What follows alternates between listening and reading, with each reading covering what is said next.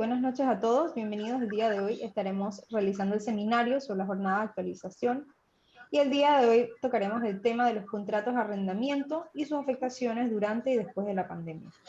El día de hoy nos acompaña nuestro panel de especialistas. Nos acompaña la licenciada Yaciel Samaniego, la licenciada Juliana Urieta y la licenciada Marjorie Bocanegra.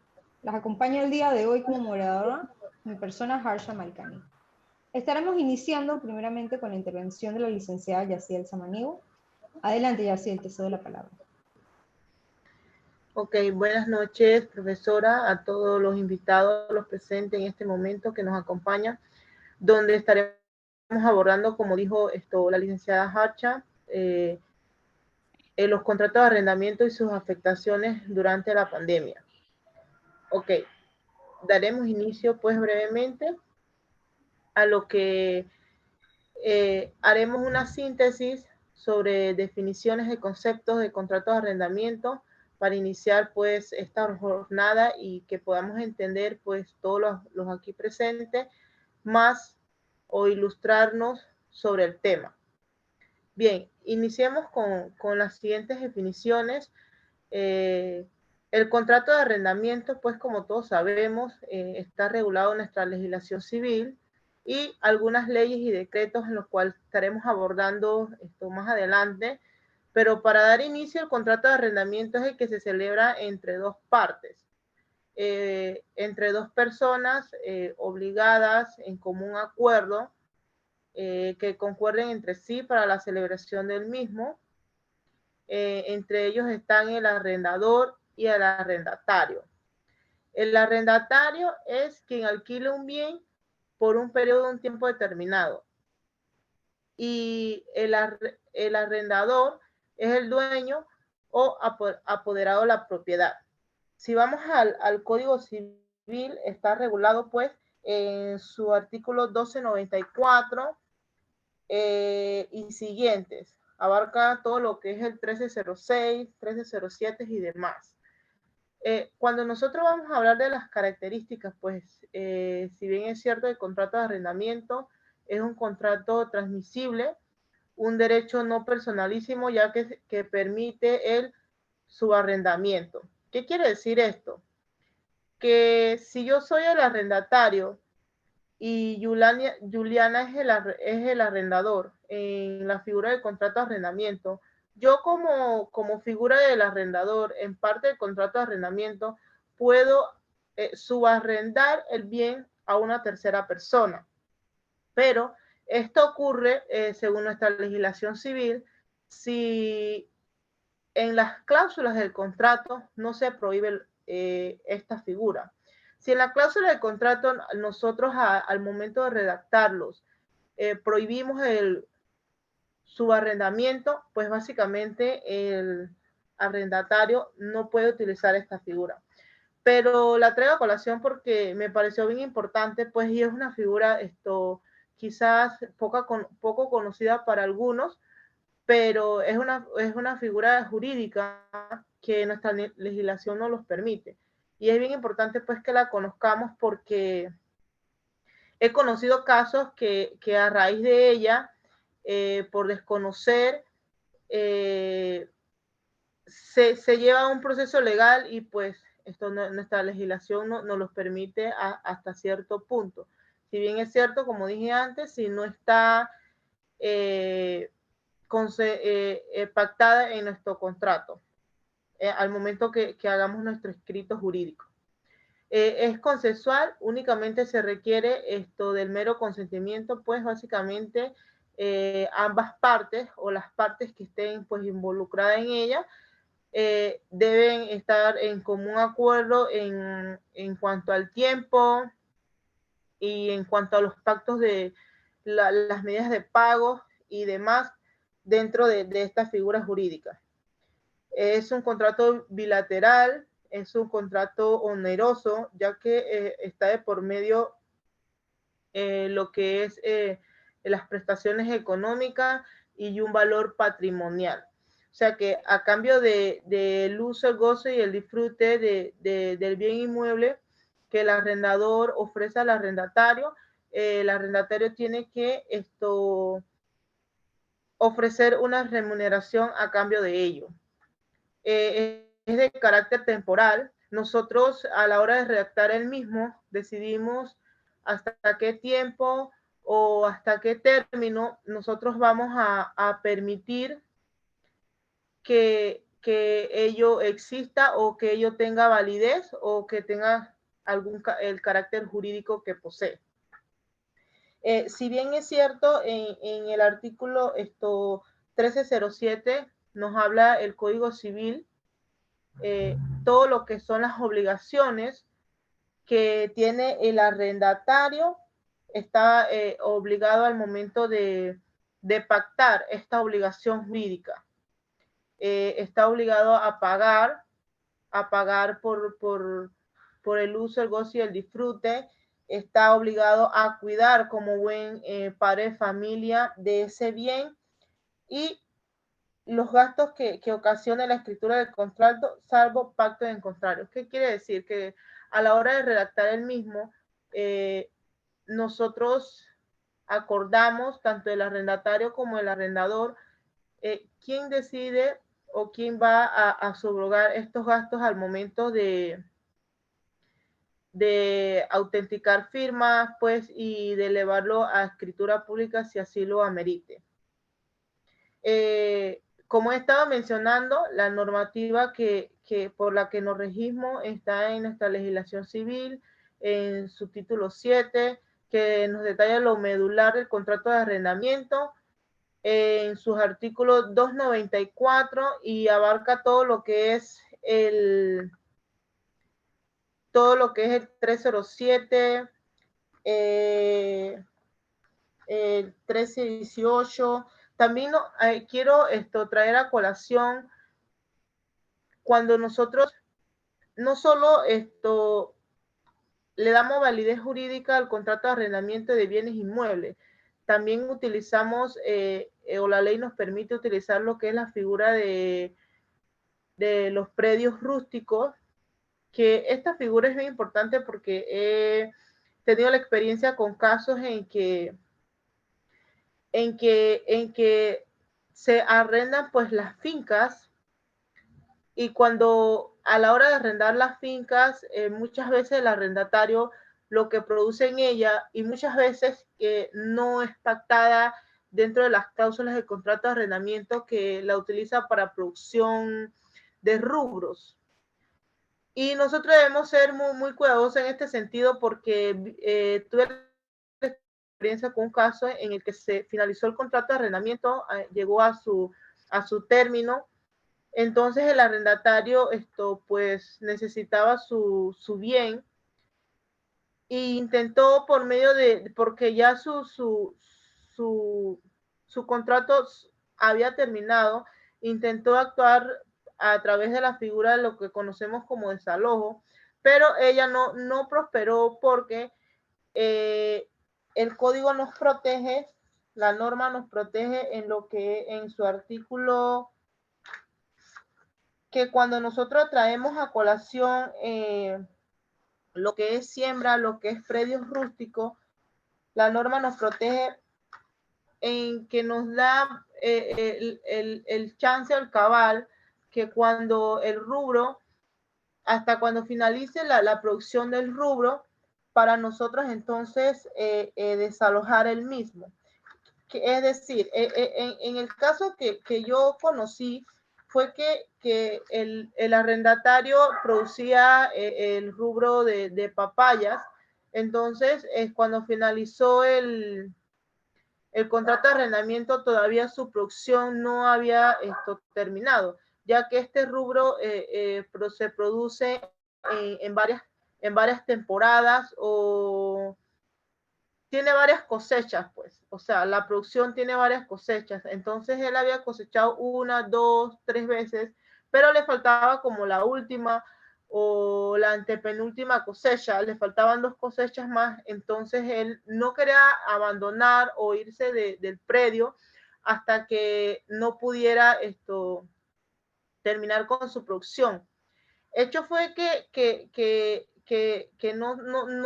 el arrendador no lo pudo desalojar el bien hasta que él no no terminara de gozar pues de su producción, y pues si bien es cierto, esto continuó pagando lo acordado en el contrato de arrendamiento, y hubo un acuerdo extra. Esto ocurrió, sinceramente, porque no había buenas relaciones entre el arrendador y el arrendatario, pero gracias a que pues la norma nos los permite, él pudo gozar de su producto hasta que finalizara el mismo.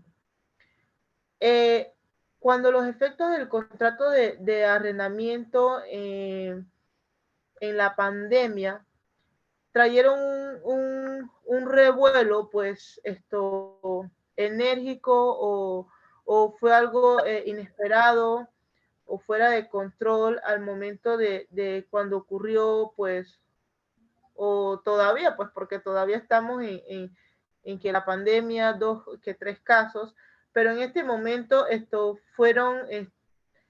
hubo congelamiento económico, la situación económica pues del país estaba totalmente desconcentrada, y quiero traer a colación términos muy básicos, como fue el estado de emergencia, que es la situación de peligro, desastre que permite una acción inmediata, lo que es cuarentena, que es la separación de personas o grupos de personas que han estado expuestas a una enfermedad contagiosa, como fue lo que vivimos o lo que estamos viviendo. Pandemia, pues básicamente enfermedad contagiosa que se extiende a muchos países, o que ataca a casi todos los individuos de una localidad o región. Nosotros en pandemia tuvimos esta figura del arrendamiento, donde el órgano ejecutivo tuvo una intervención bien enérgica, pues quisiera decir, para mantener la paz social, o para que tanto el arrendatario como el arrendador brindarle una protección al mismo. Pero si bien es cierto, hemos visto casos en el que el arrendador ha sido más afectado en este sentido, que más adelante pues mi colega va a estar compartiendo con ustedes casos en el que hasta cierto punto el arrendatario está viendo pues la situación, sabiendo que se sale de control, que se salió de control, y que era incontrolable, pero hasta cierto punto hay arrendatarios pues que abusaron y se acogieron pues al decreto, a la norma, y pasaron situaciones que verdaderamente estaban amparadas por la ley, pero considero que fue como un abuso por parte del arrendatario, porque era algo no justificable. Al momento, conozco de un caso que el señor tenía entradas pues económicas en ese momento, tenía influencias, solvencia, que tenía la manera pues de cancelar. Y conozco que el pago de la luz, el recibo aumentó más de $500, un alto costo, y esto sale a nombre del arrendador, y por lo que el arrendatario, como veía la situación un poco densa, se acogió al decreto, y pues no le reconoció nada al arrendador, y yo siento que, bueno, si todos estamos pasando una situación difícil, está bien, la ley me protege, pero se trata como de conciencia o de moralidad, sinceramente. Entre los efectos de la pandemia y el COVID-19 que ocurrió en su momento, o sea, produjo la pérdida de empleo, la suspensión de los efectos de contrato, se suspendieron totalmente las actividades económicas, las actividades industriales, hubo un congelamiento totalmente en lo que fue la economía pues del país y mundialmente. verdaderamente las personas no podían pagar lo que era el canon de su arrendamiento. Las personas que utilizaban arrendamientos comerciales, profesionales, industriales, docentes, se veían totalmente afectadas y pues no podían valerse para el pago de ellas. Más adelante, pues mis colegas estarán abordando todo un enfoque en sí, lo que ocurrió ciertamente en pandemia, lo que ocurrió ciertamente en pandemia, pues allí nosotros vamos a abordar un poco más sobre ello. Le doy el paso a la licenciada Harcha, que es nuestra moderadora, para que continúe con nuestra intervención. Muchas gracias, licenciada Samaniego. La licenciada Samaniego nos acompañó el día de hoy realizando una breve intervención sobre las generalidades de los contratos de arrendamiento. Es licenciada en Derecho y Ciencias Políticas, abogada litigante y tiene experiencia en casos ejecutivos hipotecarios. Actualmente está cursando el curso de Magíster en Derecho Civil. Seguido de la intervención de la licenciada Yaciel, nos acompaña la licenciada Juliana Urieta. Adelante, Juliana, te cedo la palabra. Gracias, Archa. Buenas noches, compañeros y profesora.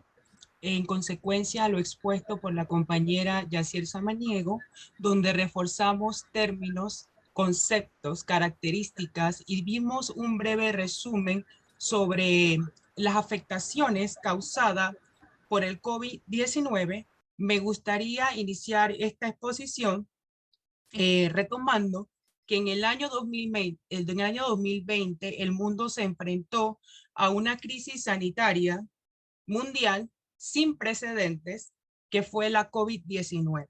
Debido a esta crisis sanitaria producida por la pandemia causada por el COVID-19, ha producido la pérdida de empleos, la suspensión de contratos, de los efectos de los contratos y actividades comerciales, industriales, entre otras.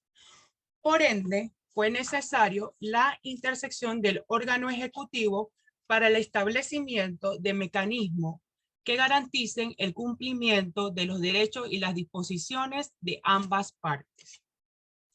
¿Por qué menciono esto? Porque vamos a hablar específicamente sobre los contratos de arrendamiento. La regulación panameña establece que estos pueden ser regulados de la siguiente manera.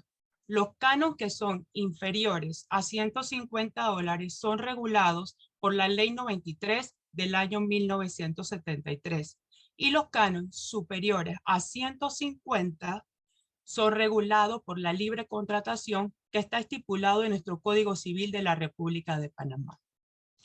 Mediante los decretos que fueron publicados por el órgano ejecutivo, esta separación quedó suspendida.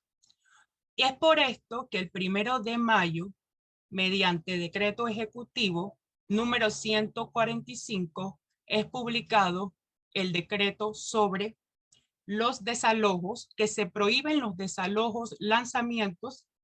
Este decreto fue modificado en 2 ocasiones adicionales, mediante el decreto 314 el 7 de agosto del 2020 y una vez más en el 31 de diciembre del 2020. Pero ¿cuál era el objetivo principal del decreto 145? Era suspender todos los procesos de lanzamiento, desalojos, mientras dure el estado de emergencia nacional. Estos decretos no fomentaban el pago. ¿Qué quiere decir esto? Todos esos lanzamientos que estaban interpuestos antes de iniciar el estado de emergencia, o si el arrendador pretendía interponer un proceso de lanzamiento, quedaban totalmente suspendidos. Adicional que se prohibían los desalojos. Los contratos que estaban próximos a expirarse quedaban extendidos automáticamente hasta 2 meses después de haber declarado el fin del estado de emergencia. Muchas de las personas se aprovecharon de este beneficio ya que estaban generando ingresos y no estaban pagando. Pero al estar estos decretos, aunque no pagaran, no los podías desalojar. El 7 de agosto, mediante va evolucionando las aperturas de los bloques, mientras va evolucionando las medidas sanitarias, ya que el COVID, como mencioné anteriormente, era algo que no estaba, no se conocía. Por ende, no sabíamos cómo iba a ir evolucionando. Es cuando se modifica el artículo 145 con el decreto 314. Sin embargo, este decreto 314 era igual o parecido al 145 y fueron modificados solamente 5 artículos. Pasados los meses, siguen las aperturas de los bloques, la economía se está estabilizando, va poco a poco procediendo hasta el 31 de diciembre del año 2020, cuando podremos decir que bajo el decreto 411 se dictan unas materias, se dictan unas medidas que cambian totalmente el panorama. Estas medidas beneficiaban un poco más a lo que era el arrendador, que siempre estaba como afectado por estos decretos. Pero ¿qué establecía estos decretos 411? El 411 te permitía gozar de los beneficios del 145 y del 314. Sin embargo, para poder seguir gozando de esto, tenías que sustentar, ¿ok? ¿Cómo se sustentaba? Habían dos maneras. La normativa establecía dos mecanismos. El primero era a través de una declaración jurada ante un notario en la que se haga constar la disminución de sus ingresos y el cierre de los negocios, la suspensión laboral o la terminación de la relación laboral. Y la segunda forma era mediante una carta certificando la suspensión laboral o carta de despido, mutuo acuerdo de terminación de labor o certificación de un contador público autorizado. ¿Qué quería decir esto? Que ya no podías gozar del beneficio, ¿verdad? Sino que simplemente tenías que demostrarlo legalmente ante las autoridades competentes para que pudieras gozar de este congelamiento de el pago del cargo. Siguiente, Harcha.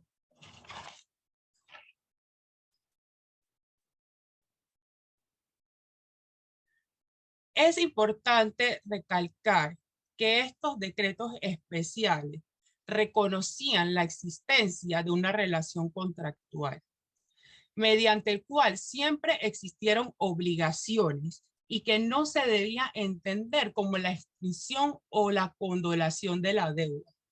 El congelamiento de los CANES no significaba autorización para no pagar, solo limitaba el incremento de la letra mensual mientras durara el estado de emergencia. No sabemos si esto pudo haber traído un poco de confusión entre el arrendatario que quería deslindarse de responsabilidad. Siguiente, Harcha. Por lo tanto, en muchos casos, ellos estaban sustentando que esto podía ser una situación de caso fortuito o fuerza mayor. Pero teníamos que entender un poco más cuál era el significado de caso fortuito o fuerza mayor. Y lo que se establece es que los casos fortuitos implican un evento de la naturaleza que es impredecible. Y la fuerza mayor, un evento causado por el hombre que es inevitable. Estos conceptos de fuerza mayor y caso fortuito están incluidos en nuestro Código Civil de Panamá como tal. Son aplicables a todos los acuerdos, convenios o contratos, incluso cuando el acuerdo no incluya una cláusula específica con respecto a estos conceptos. Aunque el gobierno de Panamá ha declarado un estado de emergencia, implementando medidas para restringir el movimiento de la población, algunos negocios necesarios han podido seguir trabajando. En este caso podía ser los supermercados, las farmacias, ellos seguían en actividad. Como tal, la existencia o no de una situación de fuerza mayor, de eso dependía de un análisis de particularidades de cada contrato de arrendamiento. Una vez que el evento haya cesado, las obligaciones originalmente pactadas por las partes vuelven a ser exigibles. Esto quería decir que desde un punto de vista legal, un caso fortuito o fuerza mayor tienen las mismas implicaciones legales y derivan en las mismas consecuencias. Por lo tanto, para este caso no aplicaba los casos fortuitos o la fuerza mayor. Es importante, siguiente diapositiva, Archie. Es importante mencionar que sí podemos suspender o extinguir los contratos, pero para poder que eso se dé, tienen que estar de acuerdo ambas partes.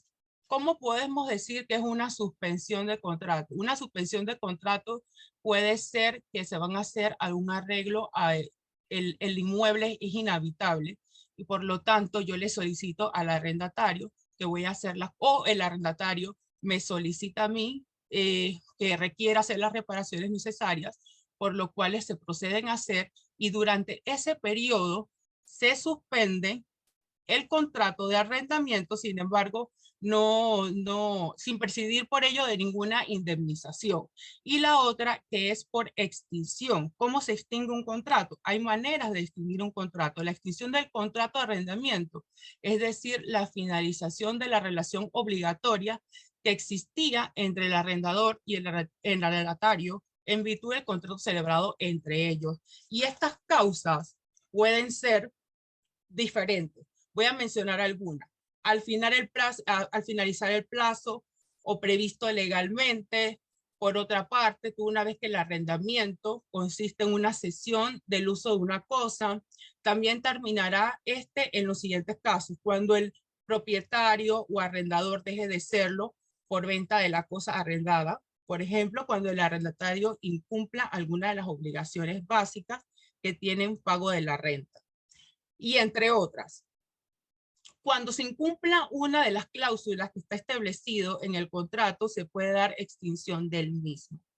Es importante mencionar que muchas personas durante el estado de emergencia y hasta el sol de hoy siguen aprovechándose del beneficio de los pagos, no han hecho los arreglos de pago, no han llegado a un acuerdo, un mutuo acuerdo, y bueno, estas medidas implementadas durante el estado de emergencia afectaron un poco al arrendador, ya que ellos tuvieron que seguir costeando o cumpliendo con sus préstamos hipotecarios o por lo menos los gastos de mantenimiento cuando eran PH y demás, cuando aún así dentro del decreto establecía que se podía llegar a un acuerdo y que el arrendatario debía seguir cubriendo los mismos.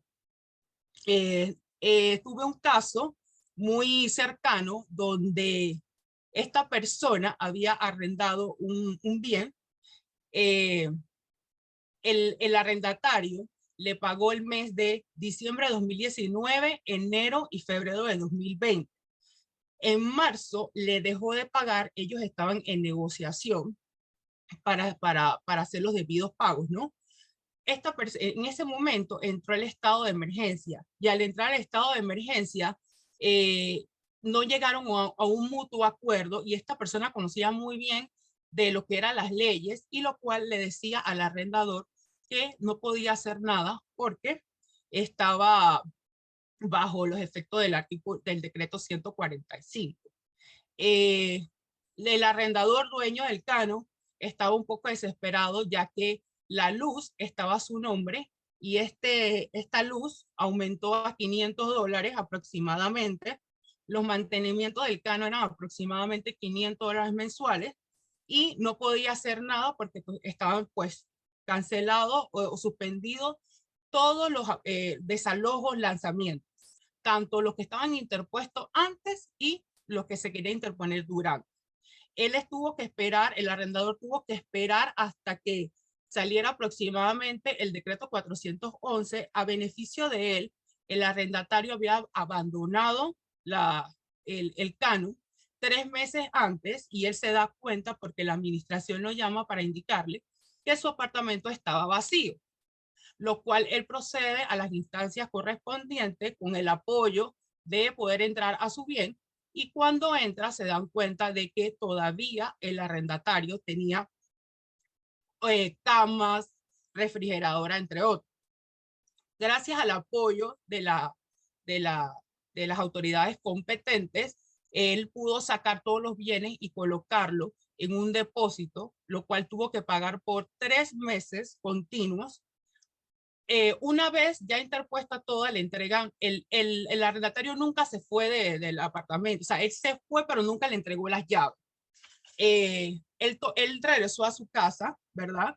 Pero después, al mes, recibió una denuncia de la fiscalía porque el arrendatario lo estaba acusando de usar la fuerza, entre otras medidas también, le interpuso un montón de cosas en la fiscalía de que le había robado cuando no era cierto. Al final, la resolución falló y todo lo demás, pero este arrendador o sea, no podía entrar a su bien, lo acusan de ladrón, le debían más de $20,000, el servicio de agua y luz quedó sin pagar porque se quedó la deuda, o sea, infinitamente. Estos decretos debieron ser evaluados un poquito más, ya que en una parte beneficiaba a otra, pero pues a otras personas se veían un poco más afectadas. Estos son mis aportes y a continuación le doy el pase a Harsha Marcari. Gracias. Gracias, Juliana. Sin duda que la pandemia fue un periodo de mucha incertidumbre y pasaron muchos cambios y muchos decretos que causaron múltiples afectaciones a muchísimas personas y los efectos de ellos los estamos viviendo hasta ahora.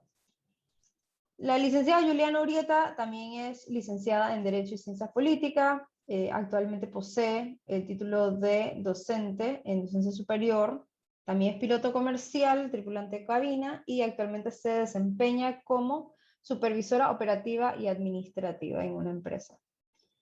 Muchas gracias, Juliana, por tu intervención. Con esto vamos a separar el espacio para un leve break de 10 minutos. Nos vemos en 10 minutos.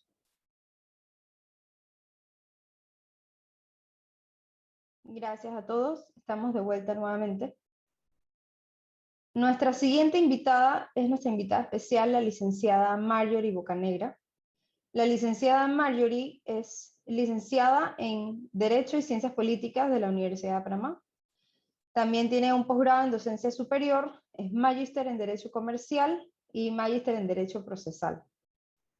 Marjorie, te cedemos la palabra. Adelante, bienvenida.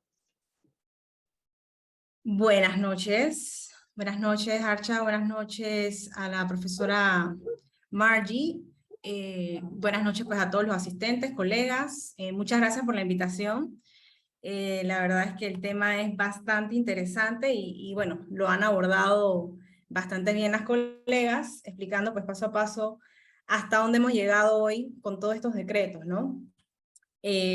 Pues esta es una jornada de actualización y yo creo que lo primero que debemos actualizarnos es que Dios primero, este decreto 145 va a dejar de tener vigencia en los próximos, esperamos que en esta semana, estamos esperando pues nada más la firma del presidente para derogar esto, porque la verdad es que ha tenido consecuencias bastante importantes para todos los panameños.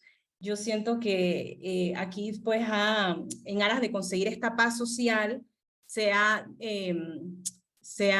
dispuesto pues de lo que es la propiedad privada, y de hecho este decreto 145 y todas sus modificaciones tienen múltiples demandas en la Corte. Creo que ninguna prosperó, entiendo pues que es un hecho que ninguna prosperó, por distintas razones. Entiendo que una fue por el hecho de que ellos se valían de que, bueno, el interés público prevalece sobre el privado, ¿no?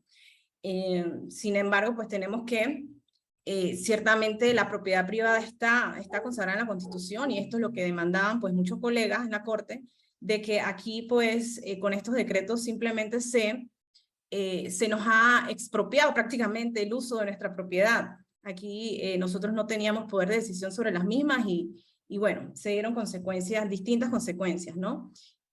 Muy graves, muy graves.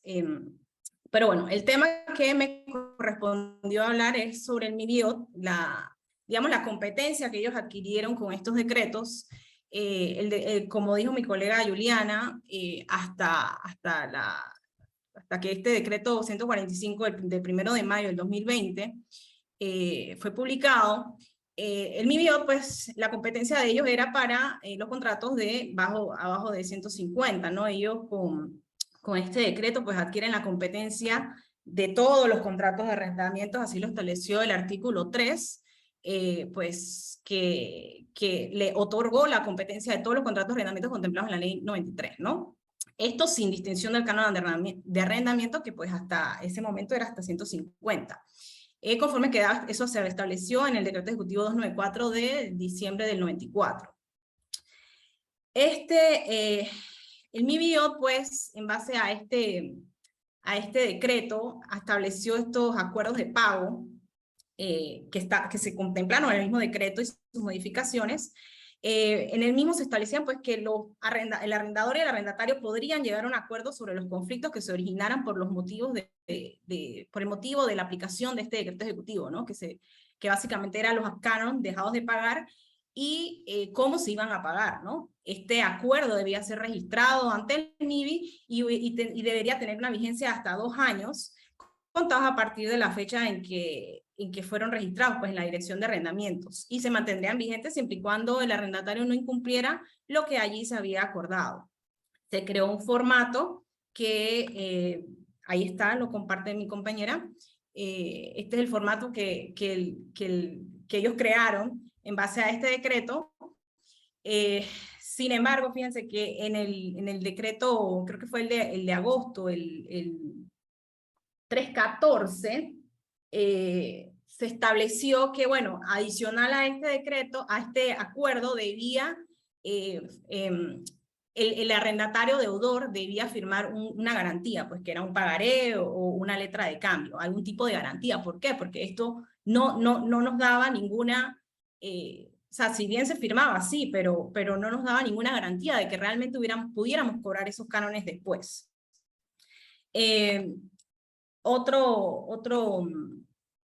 Otro punto sobre esto es que estos acuerdos, o este documento que se firmaba, supuestamente iba a tener una vigencia de 2 años y no podía ser aplicado hasta tanto se terminara lo del estado de emergencia. Yo pienso, a la fecha, no sé si alguien ha visto lo contrario, no existe como un decreto que realmente finalice el estado de emergencia. Si bien lo han dicho, pero todavía estamos en esa zozobra de que cuándo termina el estado de emergencia. Entonces, esta protección que tienen los arrendatarios, pues, del que gozaron durante todo el 2020 hasta el 2021, pues la verdad ha sido terrible. Esto provocó efectos, como estábamos mencionando, se suspendieron los desalojos, se suspendieron la aplicación de los intereses de mora, se prorrogaron los contratos, se prohibieron los ajustes de cánones, se prohibió la aplicación de las medidas de presión para el pago, como lo era el corte de los servicios de utilidad, que esto es importante resaltar porque esta es una medida de presión que los arrendadores normalmente, si yo estoy cumpliendo con mi obligación de darte el uso y disfrute del bien, pero tú no estás cumpliendo en la parte tuya acordada sobre el pago, pues yo puedo ejercer medidas de presión, como normalmente se ha hecho. Bueno, corto el servicio de gas, corto el servicio de agua, por ejemplo, que todos estos cortes, aparte de que se prohibió, y so pena de sanción al arrendador, se prohibió que fueran aplicados. Por otro lado, el gobierno también prohibió que se cortaran estos servicios, es decir, todas estas cuentas quedaron en manos del dueño de la propiedad, luz, agua, todas estas cuentas que estas personas por meses no pagaron, porque si estuviéramos en tiempos normales, después de 2 meses que tú no pagas, te cortan el servicio de luz, pues esto no era posible durante el tiempo de pandemia. Aquí se acumularon cuentas de meses y meses y meses que cayeron en manos de los propietarios por arrendatarios irresponsables. Otro punto fue los préstamos hipotecarios. Aquí se habló de que los cánones no se les estaban condonando a los arrendatarios, sino más bien debía el arrendador y arrendatario llegar a un acuerdo de pago de estos cánones dejados de pagar. Personas que acumularon meses de cánones de arrendamiento y el arrendatario buscando la manera de llegar a estos acuerdos, pues algunos lo lograron, algunos no lo lograron, algunos lo lograron pero no han podido cobrarlos. Sin embargo, los préstamos hipotecarios, si bien es cierto que se dio esta moratoria en la que se suspendía el pago de la letra, los intereses seguían corriendo. Se dieron acuerdos bancarios que permitieron modificar los créditos que fueron afectados por la pandemia, como la ampliación de los plazos de los préstamos. Sin embargo, estos intereses durante estos meses que las personas dejaron de pagar, se iban acumulando a la deuda. Y muchas personas hoy en día tienen las deudas de aquellos meses que dejaron de pagar sumadas a su deuda, ¿no? Se reestructuraron préstamos, sí, pero todo el tiempo que dejaron de pagar la letra por el capital no condonó los intereses. Entonces, el tema de los efectos, pues, la verdad, mi posición, y creo que la de muchos panameños, es que aquí hubo una grave intervención del gobierno sobre la propiedad privada. Así también lo anunciaron muchos colegas que presentaron sus acciones de inconstitucionalidad, pero bueno, la Corte dijo que no. Ya le digo que, bueno, en la jornada de actualización, yo creo que la mayor actualización sería que ese decreto salga mañana, y Dios primero, pues volvamos a la normalidad. Hoy en día los procesos de arrendamiento y desalojo sí se están, de desalojo sí se están dando, sí se pueden presentar. Las personas estas tendrían que, si se quisieran acoger a estos decretos, tendrían que probar que en efecto hasta el día de hoy, 2 años después, todavía siguen afectados, pero ya eso es muy poco probable. Yo en lo personal tuve casos incluso a nosotros también nos pusieron una denuncia porque esta persona es un extranjero que estuvo viviendo todo el 2020 sin pagar, casi todo el 2021, que sí, que acordaba, llegó a acuerdos de pago, se fue a la dirección de arrendamiento, tuvimos como 4 o 5 reuniones con el director de arrendamiento, y se llegaron a acuerdos. Sin embargo, no se cumplieron, y a la hora de ejecutar estos acuerdos, ¿qué pasa? El señor ya se fue de la propiedad, dejó la deuda, se fue del país, no sabemos dónde está, si está aquí o no está. Lo cierto es que dejó una deuda muy grande que no se va a poder pagar, que no se va a poder cobrar, mejor dicho. Entonces, pues yo creo que esto nos queda como de historia patria, lo que ocurrió aquí. Fue un tema mundial, pero la verdad es que ha sido bastante duro, y si hubo afectación económica, no solo fue para los arrendatarios, fue para los dueños de las propiedades también, que ahora han quedado con estas deudas, y bueno, haciéndole frente. Bueno, esa fue mi intervención. Estamos entonces abiertos a las preguntas. Harcha. Gracias, licenciado Canegra. Abrimos el espacio para las preguntas y respuestas. Todas las personas que deseen realizar una pregunta pueden hacerlo vía chat o abriendo su micrófono. Le cedemos la palabra.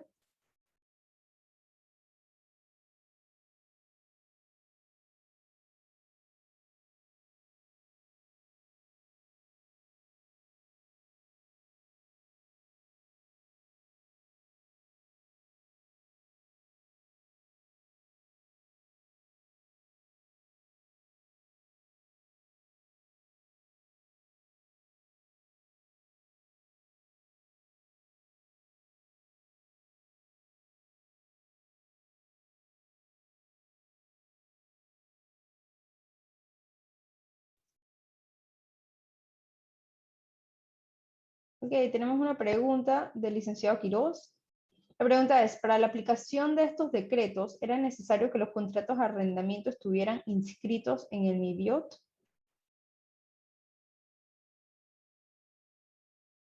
Yo te puedo responder, Harcha. Adelante.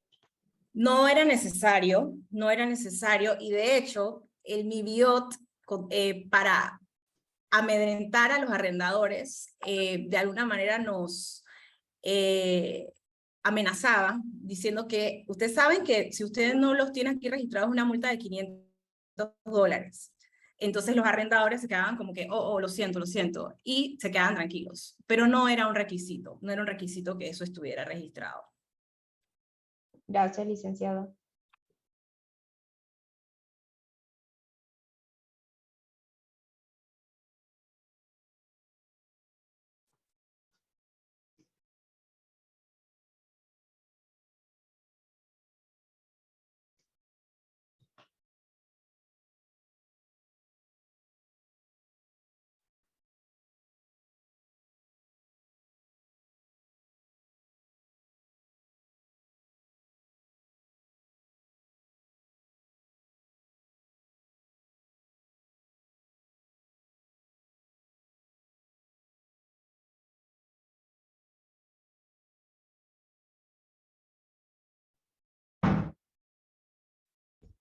En vista de que no mantenemos más preguntas por parte de la audiencia, le cedo la palabra a nuestras expositoras para unas palabras de cierre. Le cedo la palabra primeramente a la licenciada Samaniego. Adelante, Yaciel.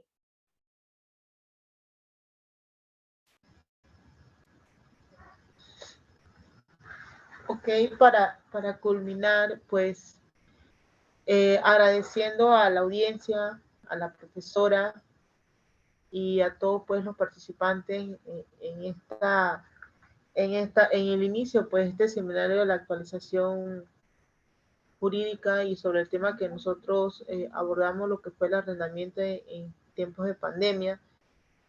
Y bueno, yo quiero añadir más que todo a este tema, pues si bien es cierto, hemos visto que es un tema un poco complejo, que beneficia a uno y a otros no, pero mirando el enfoque del órgano ejecutivo en su momento en que se tomó la decisión, pues fue una decisión, pienso pues que ellos, fue algo urgente y quizás trataron de ser neutral en el momento de mantener la paz social y la paz mental de todos, viendo la situación y la presión que había en su momento. Pero a raíz de ello vemos que ha traído consecuencias, ventajas y desventajas que no han sido muy positivas hasta el momento y las que estamos viviendo, y consecuencias pues que a raíz de ello, como dijo la licenciada Bocanegra, que han habido diferentes denuncias o pronunciamientos por parte de colegas ante la corte, ante esta entidad, porque por el descontento que ha ocurrido pues negativamente ante estos decretos y ante este tema tan polémico y pues situaciones que se salieron de control ante todo. Muchas gracias. Gracias, licenciada. Le cedo la palabra también a la licenciada Urieta. Adelante, Juliana. Muchas gracias, compañeros y participantes de este seminario. Agradecemos todos los aportes y por prestarnos la atención necesaria y nos encontramos a la orden. Adelante, Archie. Gracias, Juliana.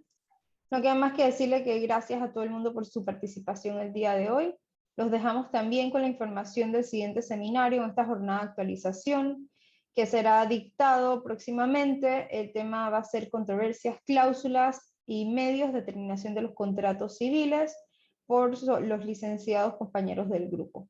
Agradecemos a todos su participación la noche de hoy y gracias por acompañarnos.